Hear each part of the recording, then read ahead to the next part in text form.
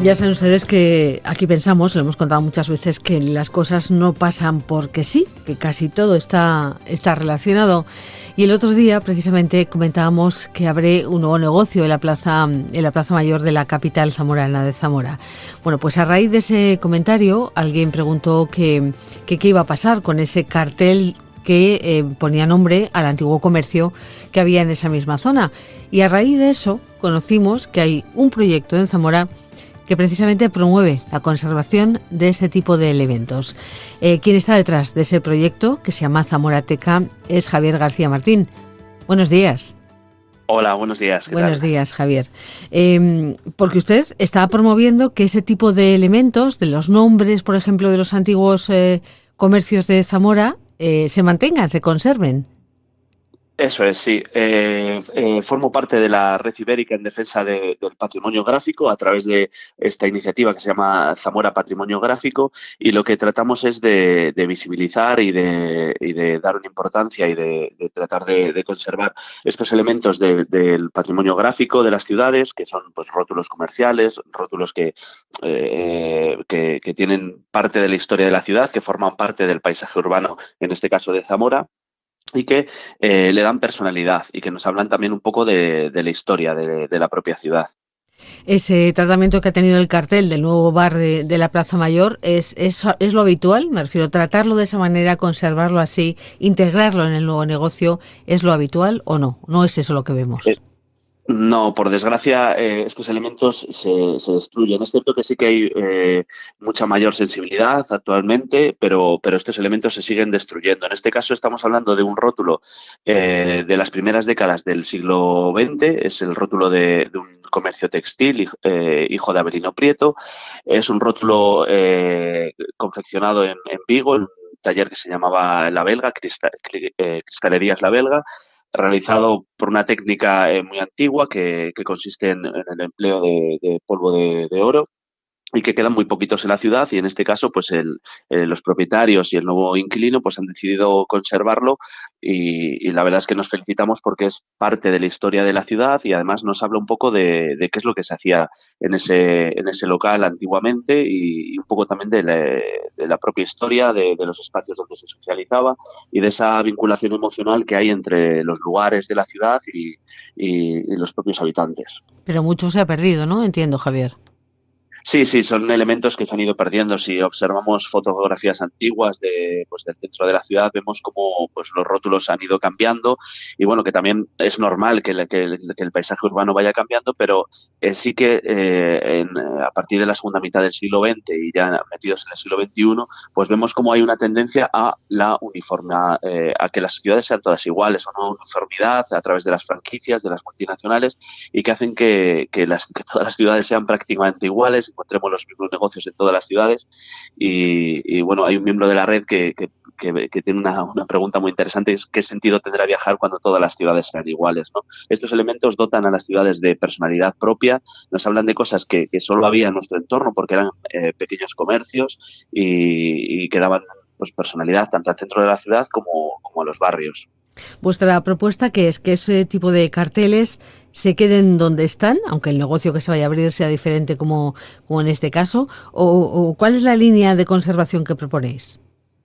Claro, lo lógico es que los elementos se conserven donde mejor están, es donde mejor se conservan, es donde estuvieron y donde están. En el caso de que no sea posible integrarlos, pues por lo que sea, en este caso la verdad es que el trabajo que han hecho en este bar de la Plaza Mayor ha sido un trabajo muy interesante, tanto en la parte interior, que han conservado el propio mobiliario de la tienda textil, como en el exterior. Pues cuando no se pueda, pues sí que creemos que lo que hay que hacer es retirarlo y conservarlo. Conservarlo pues alguna institución pública, como la propia red Ibérica en defensa del patrimonio gráfico, pues podría encargarse de recogerlo y de conservarlo antes de que se destruya. ¿Qué otros elementos interesantes así destacados tenemos en Zamora, Javier? Bueno, pues como decíamos antes, pues se ha destruido bastantes elementos de patrimonio gráfico, pero tenemos algunos pues muy interesantes que se conservan. Tenemos la fachada del antiguo restaurante Serafín, ¿no? Tenemos ahí unos relieves en lo que es ahora un restaurante italiano, una multinacional, una franquicia. Pues tenemos toda la fachada del restaurante Serafín ahí en la esquina de Santa Clara, pues tenemos unos relieves realizados por el escultor Carlos Evangelista, donde aparece una tipografía muy propia de los años 70 que pone serafín, mariscos, restaurante, con unas formas de peces, de mariscos, bueno, pues que hacían alusión a lo que se vendía en ese establecimiento, y que es muy interesante y muy propio de esa época en la que el arte iba unido a la arquitectura. Tenemos también otros elementos, como pueden ser, pues, la fachada del Museo Etnográfico, donde tenemos la antigua portada en la parte de la calle Corral Pintado, pues tenemos una inscripción de la antigua fábrica de textil que existía en ese establecimiento. Y bueno, pues tenemos también algún elemento más, como puede ser en la calle Corral de Campanas, tenemos una inscripción de una antigua fábrica de lanas y bueno, pues se conservan todavía elementos y lo que tenemos que hacer es aprender a mirarlos, a entender que han estado siempre ahí, qué es lo que hay detrás de esos elementos y en medida de lo posible pues tratar de divulgar, que es lo que más podemos aportar nosotros desde la red ibérica y crear esa sensibilidad para que las instituciones en algún momento pues se propongan la posibilidad de proteger esos elementos, como está pasando en otras ciudades. Aprender a mirarlos, dice usted, Javier. Tienes toda la razón, porque esos elementos que nos has mencionado, salvo el del Serafín, los otros dos no me suenan y son calles por las que pasamos cada día. Claro, son elementos que están ahí, que nuestras retinas se han acostumbrado a vivirla, o sea, a verlos, porque son parte de nuestro paisaje diario y claro, es cuando desaparecen, cuando nos preguntamos qué es lo que ha pasado aquí.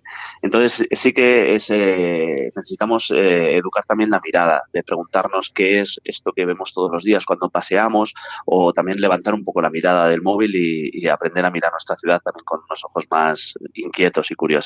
¿Hace mucho que empezó usted a fijarse en estas cosas? Pues la verdad es que sí, siempre me ha gustado mucho todo el tema local y sobre todo este tema del patrimonio gráfico, pero fue a partir de febrero del año pasado cuando arranqué esta iniciativa de Zamora Patrimonio Gráfico.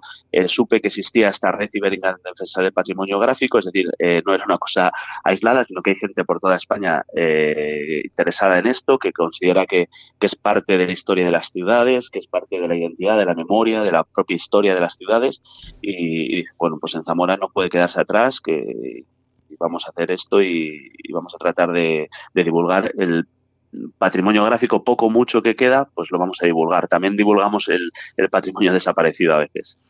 Sí, porque este tipo de elementos no tienen ninguna protección legal como tal, ¿no? Más allá del reconocimiento que puedan tener desde el punto de vista, pues eso, personal o de una asociación. ¿Algún tipo de protección legal hay para ellos o no? En nuestro caso, a nivel municipal, no existe una ordenanza que proteja este tipo de elementos. Sí que hay otros ayuntamientos, por ejemplo el Ayuntamiento de Valencia, donde se han desarrollado ordenanzas que protegen la arquitectura comercial, es decir, algunos comercios históricos quedan protegidos tanto el interior de esos establecimientos como el exterior, incluido evidentemente el rótulo de ese establecimiento. Entonces, bueno, pues yo creo que es ir desarrollando esta sensibilidad y en algún momento pues proponer una ordenanza que proteja estos elementos. No se ha llegado a plantear al Ayuntamiento de Zamora en ninguna ocasión, Javier. No, por el momento no. Lo que sí vamos a hacer muy pronto es solicitar la protección de algunos elementos que es previsible que en algún momento desaparezcan pues, por derribos o por cambio de algunos edificios municipales y en ese caso sí que vamos a presentar un escrito ante el ayuntamiento para que se trate de proteger esos elementos y se retiren, si hay que retirarlos, pero se conserven en algún almacén municipal de cara a alguna futura exposición o por lo menos tenerlos catalogados. ¿De qué proyectos está hablando? ¿Está pensando en que podrían afectar este tipo de patrimonio? Sí, bueno, pues principalmente en el mercado de abastos, donde existen rótulos muy interesantes con cierta antigüedad en algunos puestos ya cerrados y bueno, pues ante las obras del mercado entendemos que bueno, pues que se unificarán los rótulos y bueno, pues algo habrá que hacer con esos rótulos y si los propietarios se los quieren llevar, pues muy bien, pero los que ante el riesgo de que algunos queden destruidos o abandonados, pues en ese caso creemos que el ayuntamiento debería actuar protegiéndolos y conservándolos.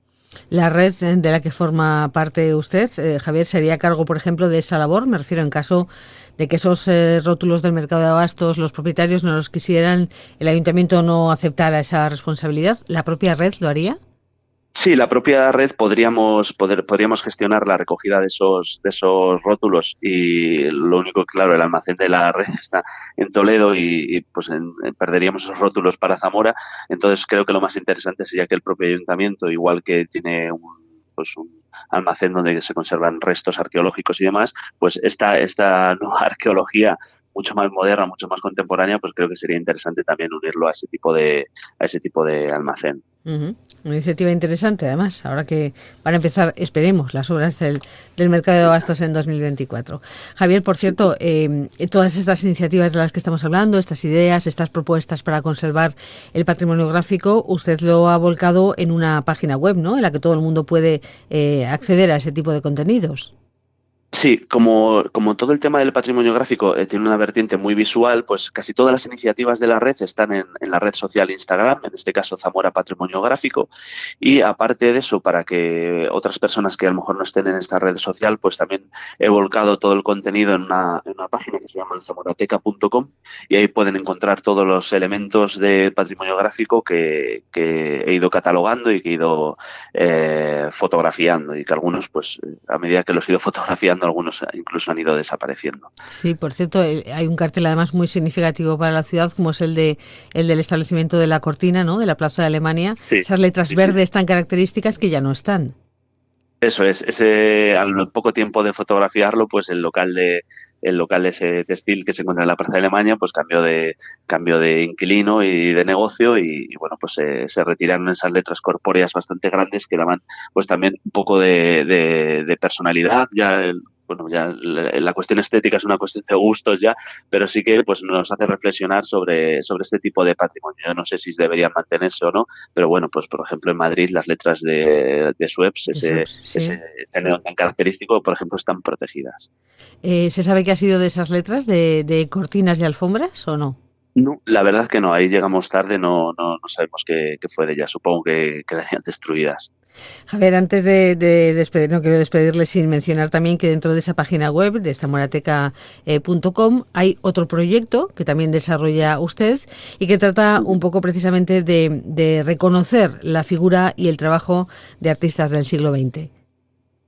Sí, eso es. Ese es otro proyecto que encabezo y que arrancó hace bastantes más tiempo, hace 10 años, que es Artistas de Zamora en el siglo XX y que trata de divulgar la vida y sobre todo las obras de esa generación de artistas que tuvo Zamora a lo largo del siglo XX y que creo que merecen el reconocimiento y sobre todo pues la divulgación constante y continua de esa aportación al arte que hicieron pues gente como Deli Tejero, Antonio Pedrero, Luis Quico, bueno, pues un montón de Antonio Redoli, Baltasar Lobo, Claudio Rodríguez, es decir, en distintas disciplinas, pues gente que tuvo una aportación bastante notable al mundo del arte. Son cada vez más las voces que están pidiendo que haya un reconocimiento a los artistas del siglo XX en Zamora.